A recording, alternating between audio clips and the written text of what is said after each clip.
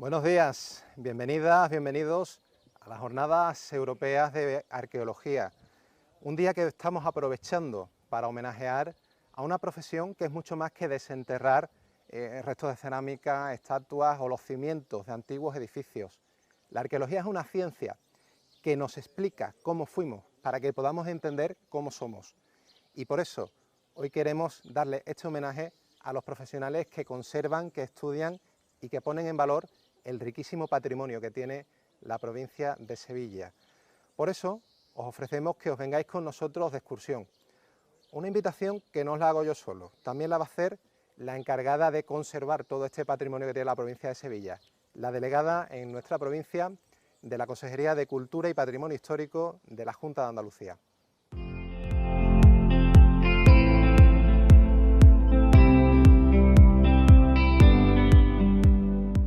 Bienvenidos al conjunto arqueológico de Munigua, dependiente de la Consejería de Cultura y Patrimonio Histórico de la Junta de Andalucía. Yo soy Susana Cayuela, soy la delegada territorial de la Consejería de Cultura y Patrimonio Histórico en la provincia de Sevilla. Hoy os quiero dar la bienvenida a los que nos veis desde vuestros colegios, a los que nos veis desde alguna residencia y también a aquellos que habéis podido vernos desde las salas de algunos hospitales. Queremos contaros el secreto de la ciudad minera y fortificada de Munigua. Está un poco escondida porque está donde estaba el material minero, que era lo que explotaban. Y los romanos, que eran una gente que tenían muy claro todos los trabajos que tenían que hacer en la mejora de su civilización, se vinieron aquí y organizaron esta estructura donde ya os van a contar ahora todo lo que podréis ver. Yo solamente quiero deciros que para todos nosotros, desde la Consejería de Cultura y Patrimonio Histórico, es un orgullo tener dentro de nuestras obligaciones el cuidado y protección de todos estos espacios, que no son espacios ni más ni menos que de todos nosotros. Y a los más jóvenes que nos estáis viendo desde vuestro colegio, quiero animaros a que conozcáis el riquísimo patrimonio histórico que tiene la provincia de Sevilla. Quiero animaros a que quizás os podáis escapar con vuestros padres y visitar algunos de nuestros conjuntos arqueológicos y especialmente este de Munigua. Y también, cómo no, a lo mejor en el futuro en vuestra vida podéis pensar en ocuparos de conservar y proteger este patrimonio histórico que es propiedad de todos nosotros, de todos los andaluces. Muchas gracias por acompañarnos hoy y espero que disfrutéis.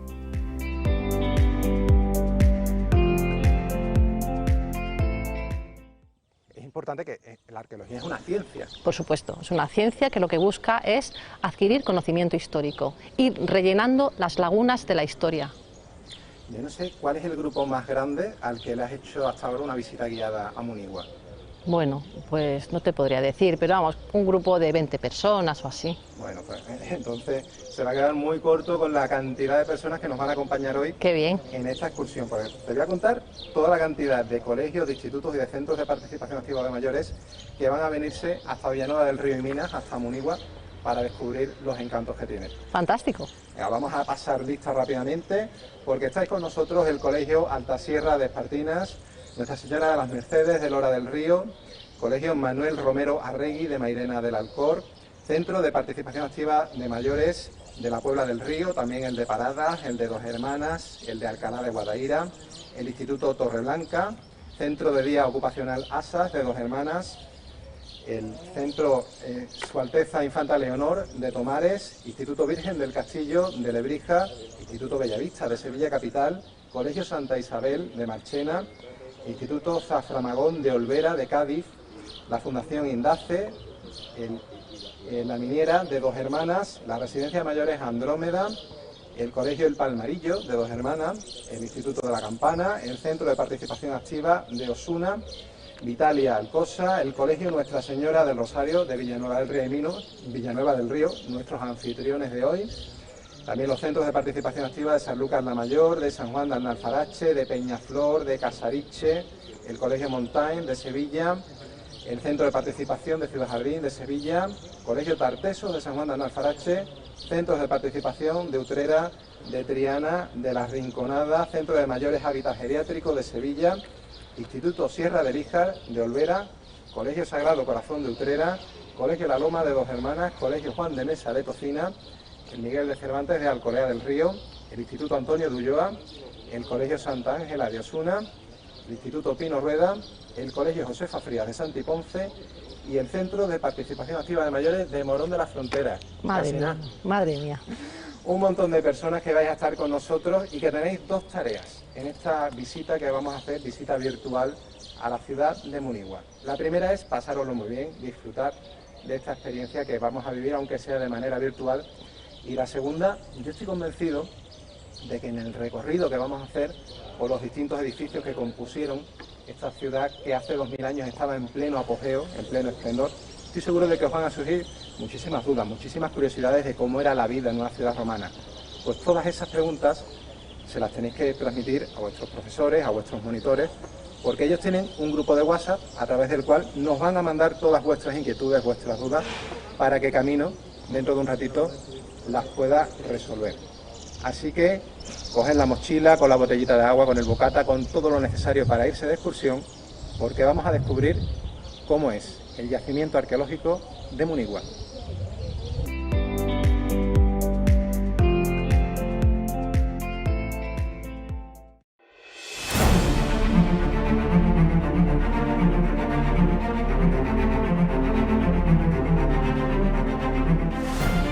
En mitad de la Sierra Norte sevillana, lejos de pueblos, carreteras y de cualquier sitio con wifi, la naturaleza esconde el reflejo de lo que siglos atrás fue una bella ciudad. El Municipium Flavium Moniguense, Munigua, fue creado en el siglo I sobre los restos de un poblado ibérico. La elección del lugar no fue casual.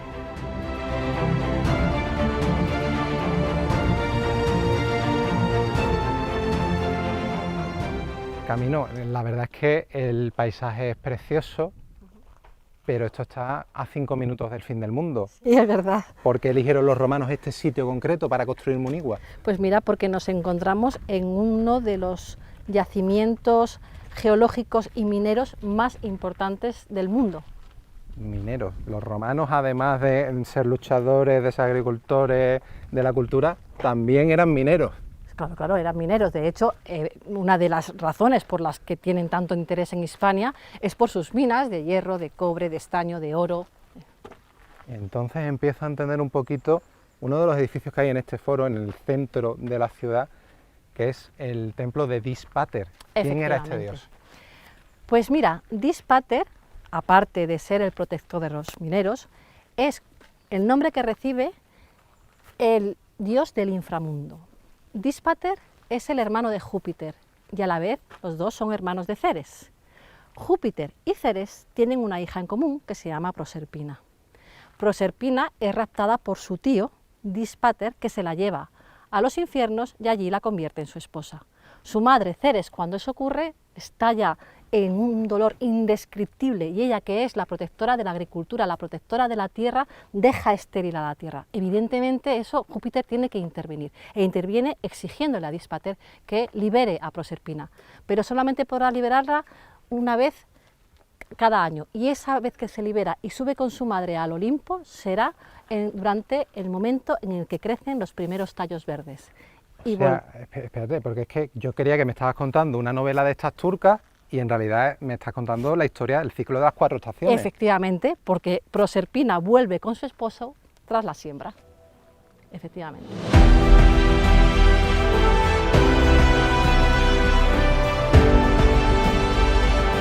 Dis Pater fue solo uno de los dioses venerados en esta ciudad, en la que la función religiosa tuvo mucha importancia.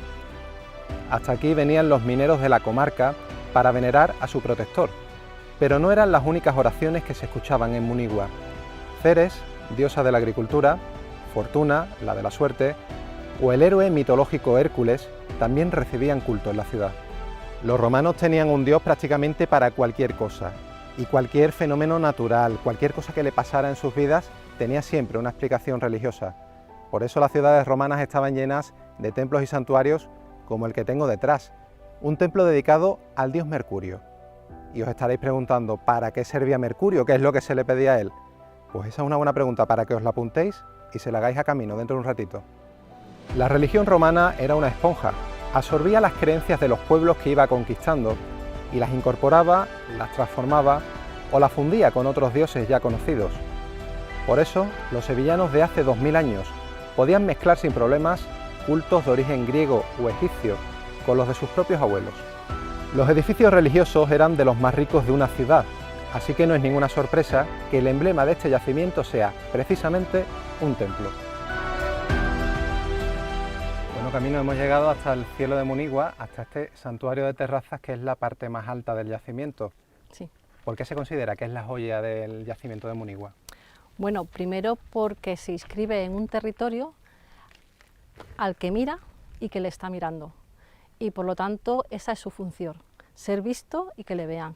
Y porque además nos encontramos ante un edificio de características únicas aquí en Hispania y además un edificio que hay muy pocos en el Imperio Romano, como este, muy pocos en el Imperio Romano. Un templo que ¿a qué dioses estaba dedicado? Está dedicado a la diosa Fortuna Augusta y está dedicado al dios Hércules Augustus. ¿Y a ellos qué es lo que se le pedía? ¿Qué es lo que se viene a hacer hasta este templo? Bueno, pues evidentemente se le viene a rendir culto, a calmarlos cuando están enfadados, a solicitarles necesidades que se tengan y a pedirles buenos auspicios, evidentemente, para hacer cualquier cosa. Un templo romano no sé si funcionaba igual que una iglesia, que una mezquita, que los templos de las religiones del siglo XXI. ¿Cuál era la diferencia? Bueno, no es que sea distinto, al fin y al cabo cuando uno va a un templo o se reza a un dios, se reza a un ente que está mucho más elevado que tú y que por lo tanto tiene mucho más poder que tú y por lo tanto puede ayudarte a hacer determinadas cosas, ¿no? Que es lo que realmente se le pide o que te calme en un momento determinado, ¿no? Eso es lo que se lleva haciendo desde la antigüedad hasta el día de hoy, pero luego realmente no funcionan de la misma manera. Un poder que tenían los dioses, pero también lo tenían los sacerdotes, las personas encargadas de esos sacrificios y de trabajar en estos templos. ¿Cualquiera podía acceder al servicio divino? No, hombre, hay una serie de colegios sacerdotales, unos más importantes que otros, y muchas veces son sacerdotes incluso los políticos, políticos, ¿vale?, del momento.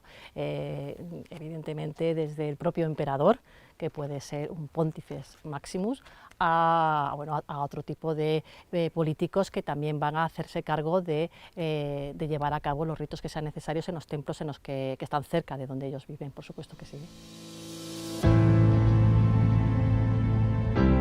Pero la ciudad santuario de Munigua era, sobre todo, una ciudad. Como todas las del imperio, se fija en el modelo de Roma y copia sus instituciones más emblemáticas. En el foro están los restos de la curia, el edificio desde el que se gobernaba, lo que sería el ayuntamiento. También en la plaza central de la ciudad estaban la basílica, una gran sala donde se celebraban juicios y se cerraban negocios, y el tabularium, el archivo donde se guardaban las tablillas, con las leyes, los contratos o la contabilidad. Y por supuesto había casas además bastante lujosas, porque la mayoría de los habitantes de Munigua eran sacerdotes y funcionarios que velaban por la actividad religiosa y administrativa de la ciudad. También había comerciantes, por eso la mayoría de las casas que se han descubierto tenían dos plantas, la de arriba para la vida familiar y en la parte de abajo había almacenes, talleres, tiendas. ¿Y los mineros? ¿Dónde vivían los mineros que eran tan importantes en Munigua? Pues justamente a pie de mina, fuera de la ciudad, en casas hechas con materiales más pobres y de peor calidad que no han aguantado el paso de los siglos. Todo lo contrario que las termas, un sitio en el que se daban la mano higiene, entretenimiento y vida social.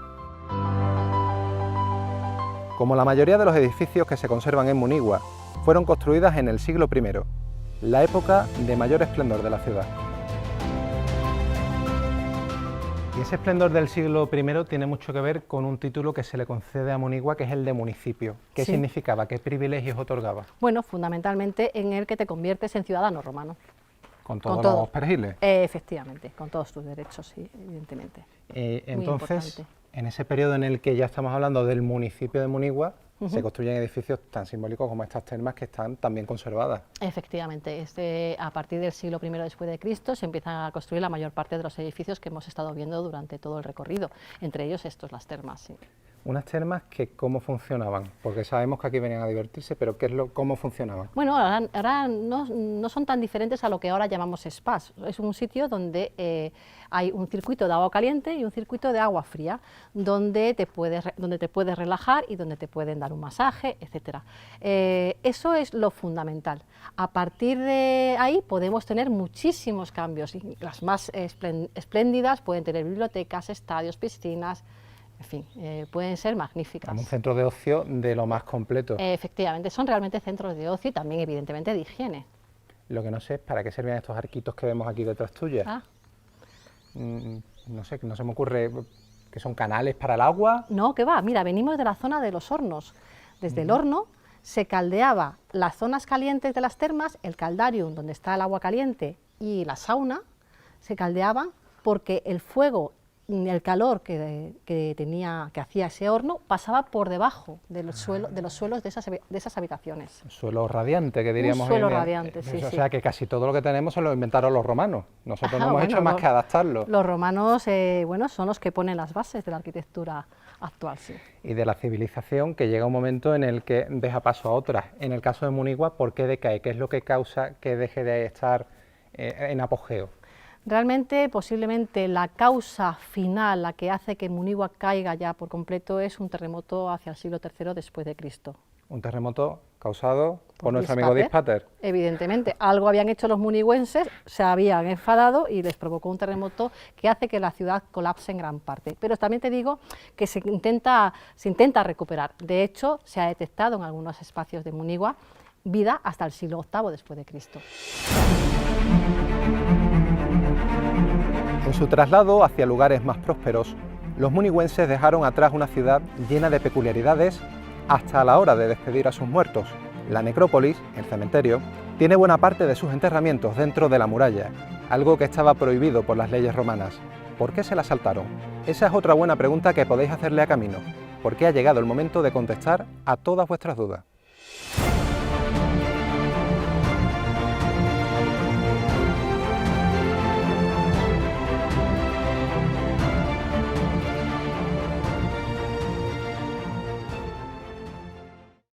Ese paseo fantástico que nos hemos dado de la mano de Camino, que nos ha enseñado mucho de los secretos, pero seguro que tenéis todavía muchas dudas y muchas curiosidades que queréis conocer a través de vuestros profesores, de vuestros monitores, que nos vayan llegando todas las preguntas, que ya tenemos algunas, pero como antes ha habido algún problema con la conexión, vamos a volver a pasar lista porque yo quiero que estéis todos contentos y además quiero que deis un aplauso cuando escuchéis el nombre de vuestro colegio o de vuestro centro de participación activa, ¿vale?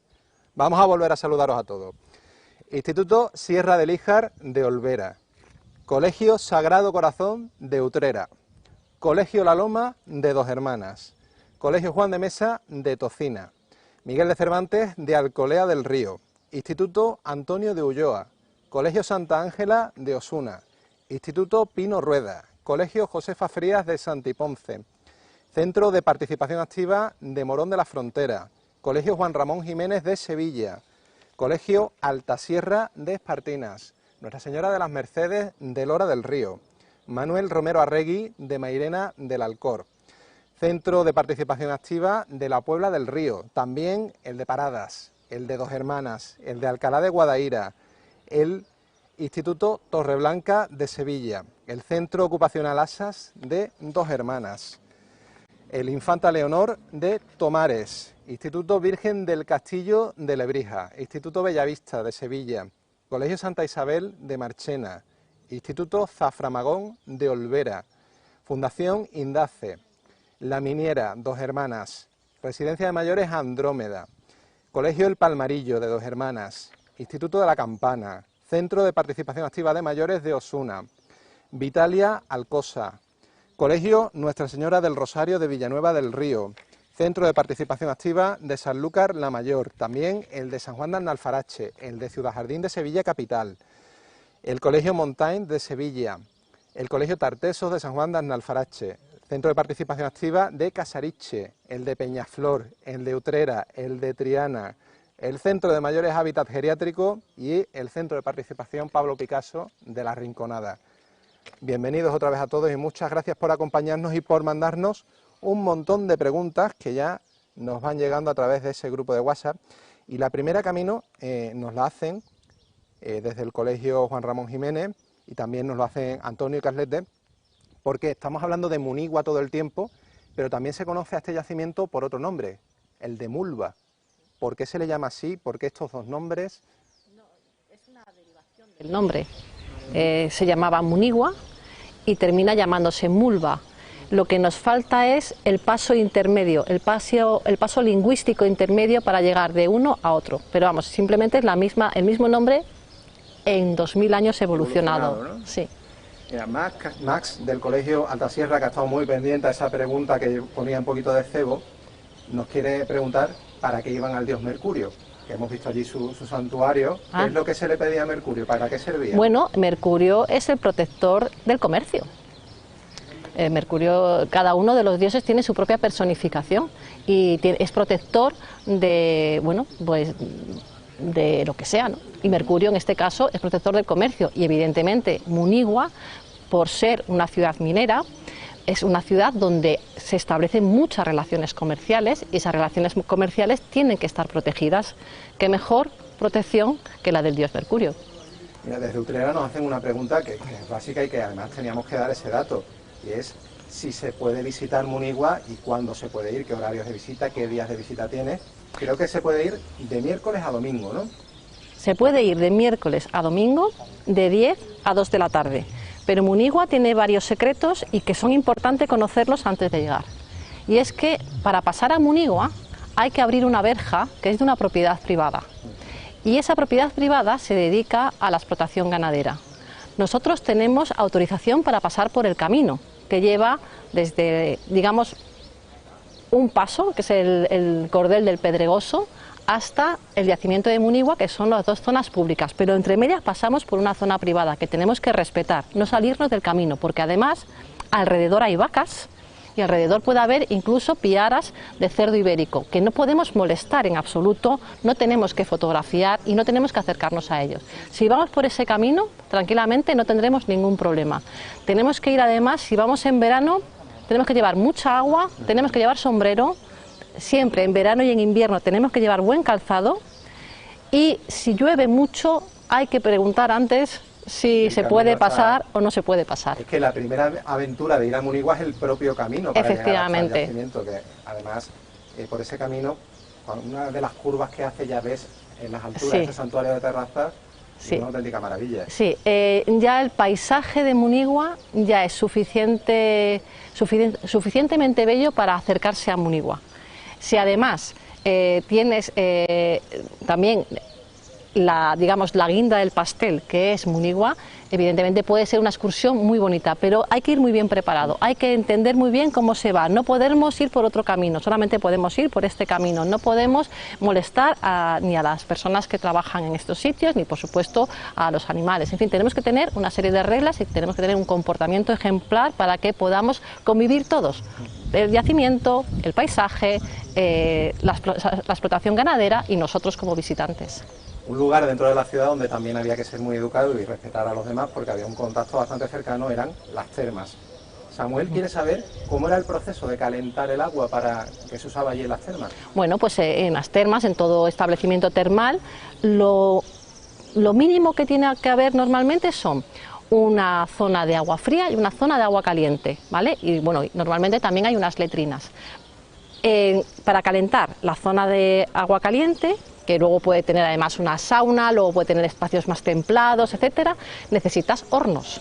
Entonces, lo que hay siempre en las termas son unos hornos que se alimentan con, evidentemente, combustible con madera.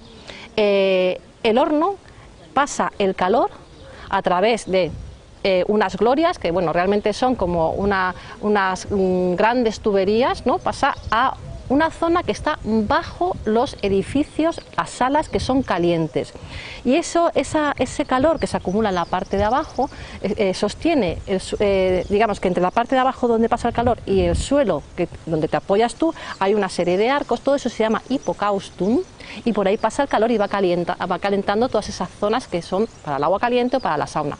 Claro, para que nos hagamos una idea, como en verano cuando está el sol dando en la fachada de la casa y ese calor se mantiene dentro. Claro, es como tú lo has dicho, es como una calefacción radiante, evidentemente, tú lo has dicho hace un momentito, ¿no? Sí. Entonces, bueno, es una calefacción radiante, lo que pasa es que en vez de salir de una caldera sale de un horno alimentado con leña.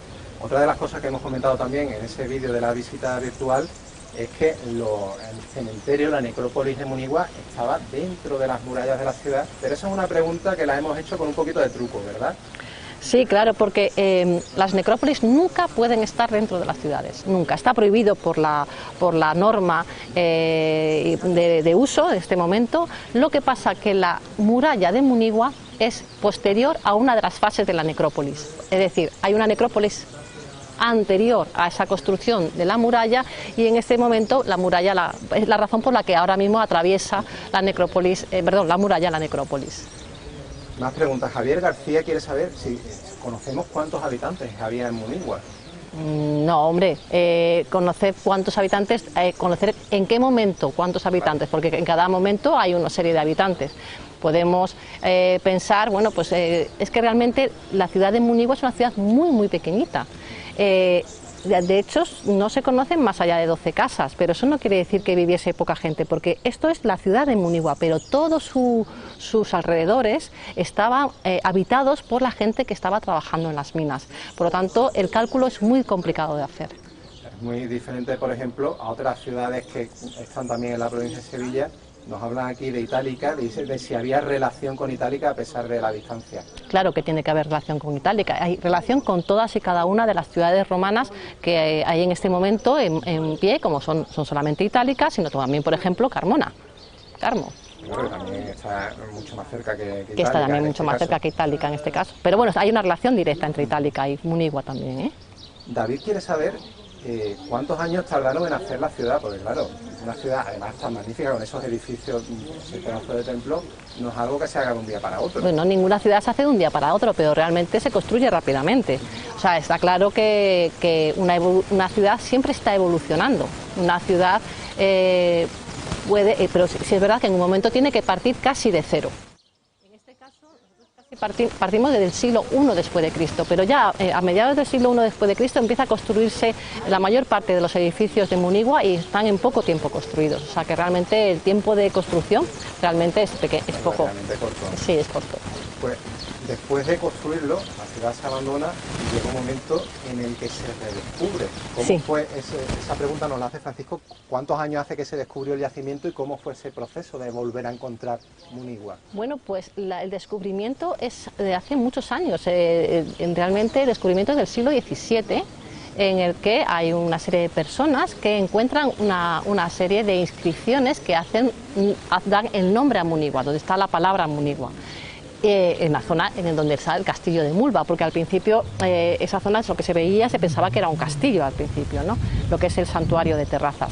Bueno, el caso es que eso ocurre en el siglo XVII, se toma el dato, pero realmente no es hasta los años 50 del siglo XX cuando el Instituto Arqueológico de Madrid, alemán de Madrid, se hace cargo de las excavaciones arqueológicas en Munigua, con lo cual, aun cuando su descubrimiento es muy antiguo, realmente el gran descubrimiento es cuando se ponen ese instituto y además ya el Estado español se ponen ya a trabajar en el yacimiento de Munigua. Otra de las preguntas al hilo de esto que me cuentas es cómo se dan cuenta los arqueólogos, cómo os dais cuenta de que es una ciudad romana y no un castillo medieval, cómo os dais cuenta que es del siglo I, cuáles son esos datos que os va dando el monumento y que os permiten acertar su uso, su fecha, pero acertar no, con base científica, claro. Claro, no aciertas, lo sabes cuando lo estás estudiando. Bueno, cuando empiezas a excavar, ahora ya tenemos muchos datos para poder saber lo que vas a excavar, pero bueno, realmente, como ocurrió en el caso de Munigua, cuando empiezas a excavar no sabes muy bien lo que te vas a encontrar, aun cuando ya hay una serie de datos que te pueden ir indicando más o menos qué es lo que te vas a encontrar.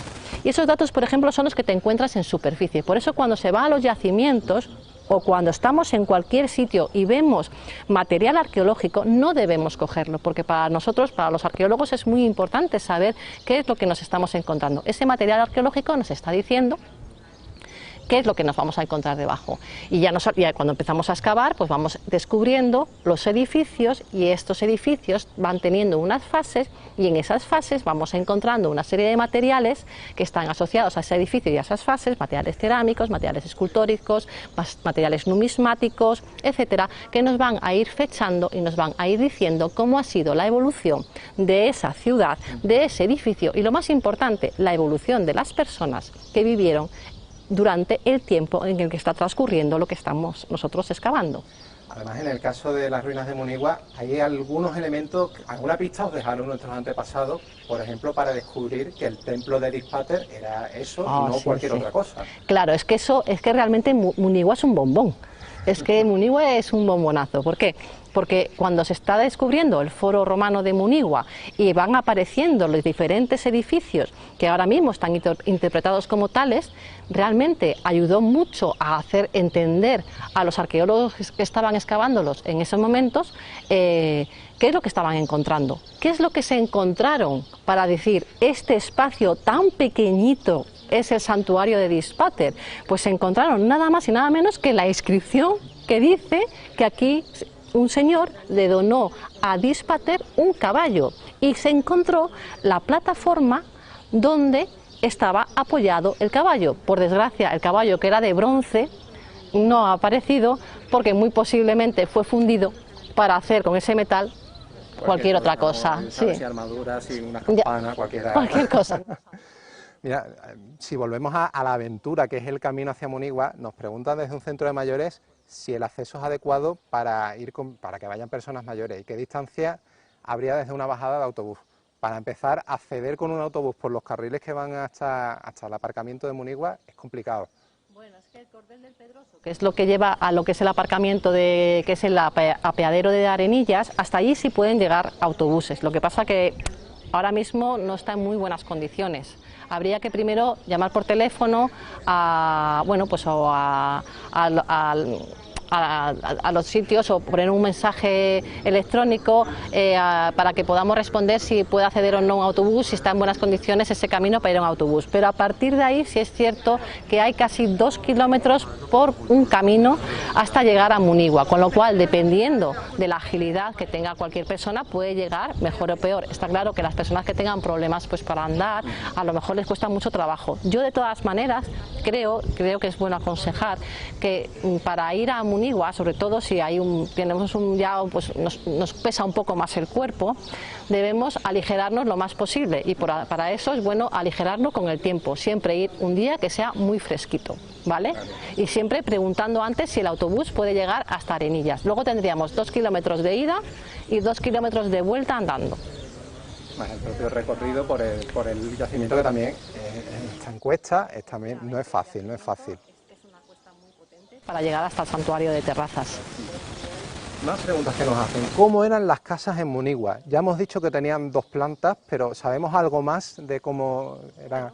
Las casas en Munigua son, como podemos imaginarnos, una casa romana. Tiene una zona de entrada, un zaguán. De este zaguán se pasa a, esta entrada se pasa, o atrio, se pasa a una zona de acogida, que puede ser un patio. De ahí están distribuidos las diferentes habitaciones, los diferentes dormitorios, y va a haber siempre un espacio más grande, que es el triclinium, que es donde es el comedor, donde están los lechos para poder comer. Pero es que además las casas de Munigua también sirvieron, no solamente era una zona donde vivía gente, sino donde se trabajaba. Por lo tanto, también tienen espacio para animales, tienen espacio para llevar a cabo determinadas actividades, como por ejemplo la molienda, en fin, y en algunas casas, como por ejemplo en la casa 2, hay una serie de habitaciones que, como están abiertas a la calle, pensamos que son tiendas. Tiendas, ¿no? Sí. Pues claro, aunque fuera una ciudad pequeñita, y también hacía falta ya comprar pan, hacía falta todos los suministros de cualquier... Pues otra de las funciones, hemos dicho que era una ciudad muy comercial y también un centro de culto muy potente. Alfonso quiere saber cuántos dioses había. Yo creo que es una pregunta que todavía es imposible de contestar. Bueno, de hecho hay un templo, que es el templo, arqueológicamente se llama Templo sobre Podio, que actualmente las personas que estudian el yacimiento de Munigua,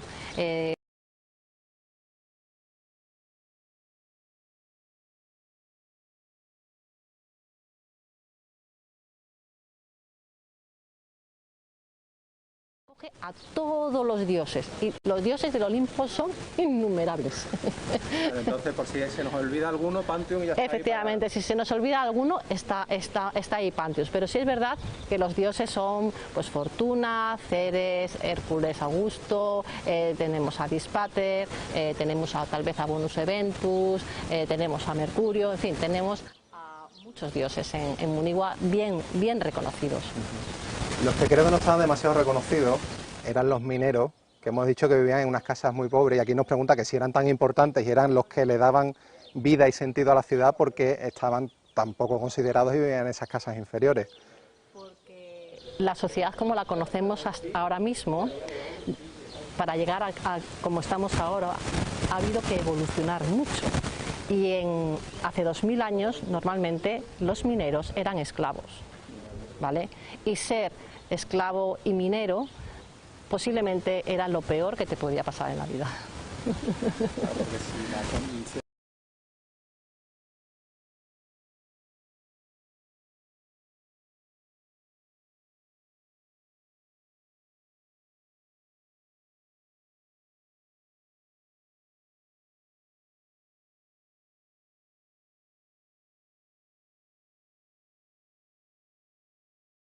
Es muy difícil y además muy peligroso, porque todo el polvo que se levanta es lo que puede suponer para la salud de las personas, que además no están bien alimentadas, que no tienen unas condiciones de vida como las conocemos ahora mismo.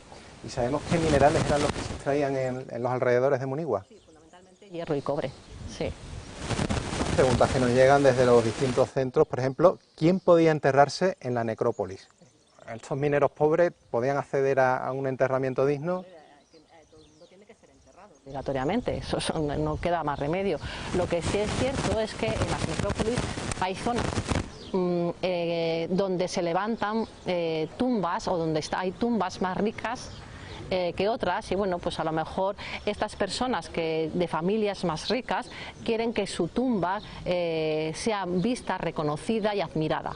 Entonces simplemente es una apuesta por parte de la familia para que ésta sea bien reconocida, pero las personas tienen que ser enterradas aunque sea abriendo un agujero en el suelo. Está claro, todos tienen que ser enterrados. Y una pregunta bastante interesante que nos llega desde Olvera es, hemos dicho que era una ciudad administrativa, hemos hablado del tabularium, del edificio donde se guardaban las tablillas, y nos pregunta si se conserva algún archivo, alguna tablilla o documentos de esa época. Tabularium, al igual que como pasó con el santuario de Dispater, realmente lo que hace que había pistas, y ahí lo que aparecieron fueron dos planchas de bronce. Una de ellas es una carta de Tito, del emperador Tito, muniguense, y otra se llama una tesera de hospitalidad de la ciudad de Munigua. ¿Esa carta es en la que le concede el título de municipio que hemos hablado? No, es un asunto judicial. Ah, bueno, otra cosa. Un asunto judicial, que ahí tenían unos líos. Cartas iban y venían. Efectivamente, exactamente, es una cosa que quedó ahí, luego quedó en tablas más o menos. Tito dio la razón a unos y a otros, más o menos. ¿Y me has hablado que también una tesela? No, una tesera, una tesera de hospitalidad, se llama así, simplemente es que es un acogimiento de la ciudad de Munigua a unas personas. Tomás nos pregunta que qué es lo que destruyó el terremoto, cómo afectó ese terremoto del siglo III a Munigua, que imagino que la dejó prácticamente en ruinas. Bueno, de hecho, aún si vas a Munigua puedes ver los efectos de este terremoto, pues algunos edificios colapsaron por completo, o sea, todas las partes más altas se cayeron sobre las terrazas que tiene Munigua, porque Munigua, como podéis haber visto en este vídeo, se levanta sobre, nosotros llamamos terrazas, pero sería a modo de grandes escalones, ¿vale? El escalón más alto es donde está el santuario, el escalón intermedio es donde está el foro, la basílica, etcétera, y el escalón más bajo es donde están muchas de las casas y también las termas. Bueno, pues digamos que las zonas más altas van colapsando sobre el resto de terrazas y algunos muros se caen por completo. Otros se pueden mantener más o menos en pie, de hecho, por ejemplo, todo lo que vemos cuando vamos por ese camino, que vemos de pronto cómo se alza el santuario de terrazas, todo lo que sostiene ese santuario de terrazas sí se mantuvo en pie, pero la parte alta del santuario y sobre todo otra serie de edificios colapsaron por completo. Sí. Lourdes quiere saber dónde están los mosaicos. En este caso estamos hablando de una ciudad que no tenía esa riqueza decorativa de otros yacimientos que conocemos, ¿no? Sí, sí. No, en Munigua no conocemos mosaicos. No hay, los suelos son bastante más sencillos y no tienen mosaicos. Javier, desde el Colegio Alta Sierra nos pregunta si había emperadores viviendo en Munigua. No. Creo que les pillaba un poquito lejos, ¿no? No les pilla lejos. Aunque tuviéramos 2 emperadores nacidos en la provincia de Sevilla. Sevilla sí, pero no vino. Que sepamos, no hubo ningún emperador que pasara por Munigua. Más preguntas. Por ejemplo, Cristian, que claro, es que es la hora del recreo, la hora del bocata, nos pregunta qué es lo que se comía en Munigua. ¿Sabemos cómo era la dieta de los munigüenses? Claro, pues la dieta de los munigüenses es parecidísima a la dieta que tenemos ahora mismo. De hecho, nosotros no nos diferenciamos mucho de la gente del mundo romano. Es principal el grano, el alimento base es del pan, por supuestísimo, y a partir de ahí lo que quieras, pues comen pescado, comen carne, la carne puede ser cerdo o puede ser vaca, como lo que hay cuando vamos por ese camino de que llega a Munigua. Comen todos los frutos que le pueden cultivar, de todo tipo de frutas de ese momento, evidentemente. No hay piña, está claro. No hay tomate, está claro. Vinieron muchas cosas. Claro, no hay tomate. Y bueno, y por supuesto los ríos les surten del pescado que haya cerca. Puede haber comercio con ciudades que están a larga distancia, que traen alimentos que vienen en salazón para ser conservados, por lo tanto pueden acceder incluso a pescados porque en salazón. frigoríficos no había todavía. No hay frigoríficos todavía, pero sí pueden venir esos alimentos, pueden venir conservados en sal, o sea que realmente la dieta es muy parecida a la nuestra. Es que nos parecemos en muchas cosas. Cuando Muchísimo. me dijiste que los romanos eran los inventores del spa, yo digo, pues es que prácticamente nos creemos que somos muy modernos, pero... Bueno, tampoco te creas que, digamos que los romanos no son tanto los inventores del spa como que lo llevan a todos lados, ¿no? Realmente esa forma tan gustosa de meterse en un sitio que primero te das un baño de agua fresca, luego un baño de agua caliente, luego terminas te dan un masaje, luego pasas al agua un ratito a la sauna y terminas otra vez en el agua fría, pues eso ya era muy conocido en el Oriente, en Grecia, etcétera. Digamos que los romanos lo que hacen es coger esa costumbre y llevarla por todo el imperio. Lo hacían con muchas cosas, eran, lo hemos dicho también en el vídeo, una esponja que iban absorbiendo muchas cosas y las distribuían. Realmente los romanos lo que hacen, y eso es muy posiblemente parte de su éxito, es absorber todo el conocimiento que le dan los sitios que están pues conquistando a sangre y fuego la mayor parte de las veces. Pues hemos hablado de ese spa, de las termas, y nos pregunta Sara, por ejemplo, que si tenían acceso todos los habitantes de la ciudad o estaba restringido a alguna clase social, a las clases sociales más altas. No, evidentemente para entrar en unas termas tienes que pagar lo que cueste el canon de entrada, y podrían pasar aquellos que pudiesen pagarlo. Miguel, desde Alcolea del Río, desde cerquita de Munigua, nos pregunta que cómo construían las murallas y qué tecnología tenían para mover esas piedras tan pesadas. Esa es una pregunta que nos hemos hecho muchas veces viendo los grandes edificios antiguos. Pues es una tecnología muy similar a la que tenemos ahora mismo. Tienen que ir a una cantera, tienen que extraer la piedra de la cantera, para eso están los maestros canteros y la gente que trabaja en las canterías para sacarle el bloque de piedra, los bloques de piedra que han sido encargados por esa ciudad para construir esa muralla.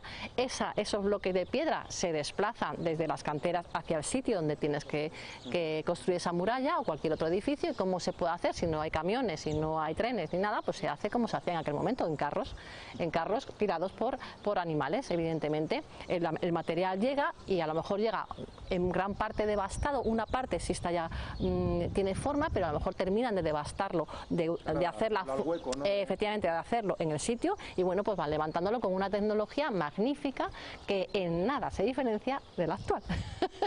No, desde luego, es que se nota que somos nietos de ellos. Efectivamente, nos diferenciamos, ya digo, hombre, evidentemente ha evolucionado mucho las técnicas de construcción ahora mismo, pero realmente si ahora mismo partiéramos de cero, tendríamos que utilizar los mismos métodos que ellos para volver a construir.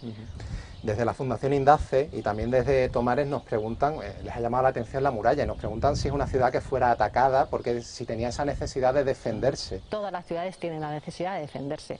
Además las murallas ya no solamente están ahí evidentemente para protegerse de cualquier ataque exterior, porque siempre, además estamos en momentos, siempre hay problemas que tengan que ser solucionados bélicamente, y por eso es necesario que estas murallas sigan existiendo, sino que además las murallas forman un perímetro, y ese perímetro es sagrado, ese perímetro que es, digamos, el que te dice usted está dentro de Munigua o fuera de Munigua, es donde luego se alza la muralla, y eso es fundamental en el mundo romano, mantener ese perímetro y acceder por las puertas que son las de paso obligado hacia el interior o para salir del sitio. Además, en el contexto en el que estamos de una pandemia, también las murallas servían para cerrar las puertas y que no pudiera entrar una epidemia. Bueno, ya no de entrar una epidemia, pero sí es verdad que para cerrar las puertas para que no puedan entrar, bueno, personas que no deben entrar a determinadas horas, ¿vale? Mira, una pregunta que también es muy bonita que nos hacen es sobre el tipo de ofrendas que se hacían en los tiempos y si el carácter minero de la ciudad influía de alguna manera en el tipo de ofrendas que se hacían a los dioses. Bueno, las ofrendas en la antigüedad eran de muchos tipos. Normalmente se hacían sacrificios a los dioses, y los sacrificios, por desgracia y en gran parte, estaban, lo que se hacía era pues matar animales para digamos, satisfacer a los dioses. Estos animales que eran sacrificados, las mejores partes de este animal se quemaban para que el alimento subiera al Olimpo, y las otras partes pues eran consumidas por aquellas personas que estaban participando de ese rito. Pero bueno, también existía otro tipo de ofrendas, de flores, etcétera, que también servían para contentar a los dioses, incluso ropajes que también se ofrecían a las diosas, a los dioses, joyas, para que estos estuvieran contentos. Todo lo que fuese, todos esos bienes que se les ofrecía a los dioses eran guardados por las sacerdotisas y los sacerdotes bueno, las dependencias que son anexas a los templos. Cayetano echa de menos en Munigua algo muy importante: un anfiteatro, un circo. ¿Había algún sitio para celebrar juegos y espectáculos en esta ciudad? Si lo hubo, nosotros no lo hemos encontrado. Pero en principio no parece que esté. No parece que esté. Posiblemente los de Munigua, los que pudiesen permitírselo, si querían ver un espectáculo de gladiadores, fueran, pues por ejemplo, a la cercana Carmona, donde sí hay un anfiteatro, o si querían viajar un poco más, podrían ir a Itálica, donde hay otro gran anfiteatro.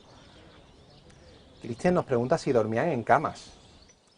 Los que podían, sí, los que no, directamente en el suelo. ¿Y eran iguales que las nuestras, con su colchón mullidito, con su almohada? No de viscolástica, evidentemente, pero son colchones de lana, claro que sí, como muy posiblemente muchos de nuestros abuelos o bisabuelos tuvieron cuando eran pequeños.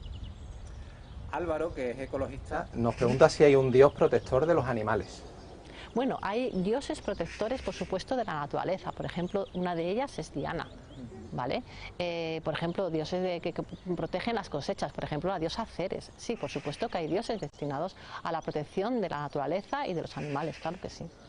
Y también, quien nos pregunta, Carlos, del Colegio Alta Sierra, quiere saber si habéis encontrado armas, cascos, algún elemento bélico, algún resto. No hay elementos bélicos en Munigua, no. Allí parece que estaban un poquito tranquilitos, ¿no? Que no era una ciudad muy guerrera. Realmente, como está tan escondida, realmente no participó a lo mejor de manera tan directa en asuntos bélicos que obligase a que la propia Munigua tuviese armamento en su interior.